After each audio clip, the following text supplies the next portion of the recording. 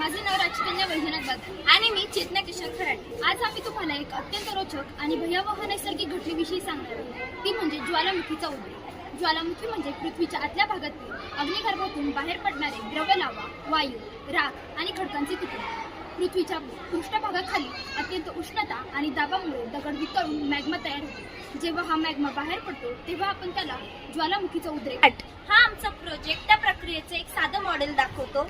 सर्वप्रथम आम्ही एक ग्लास घेतला, त्याभोवती आम्ही शाडू माती लावली आणि त्याचा ज्वालामुखीसारखा आकार तयार केला। पहिले आम्ही इनो आणि कुंकू मिक्स केलं व त्याबरोबर थम्सअपची बॉटल घेतली। सर्वप्रथम आम्ही थम्सअपची बॉटल त्याच्या आत ओतणार आहोत। त्यानंतर आम्ही जे मिक्स केलेलं इनो आणि कुंकू आहे ते त्या आत टाकणार आहोत।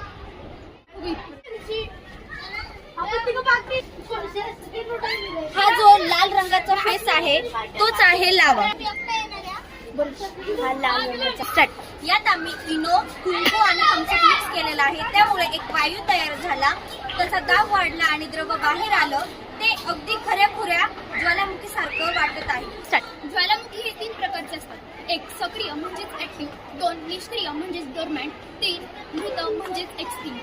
सक्रिय ज्वालामुखी म्हणजे ते अधूनमधून उद्रेक करतात, तर निष्क्रिय ज्वालामुखी म्हणजे ते दीर्घकाळ शांत झालेले असतात परंतु कधीही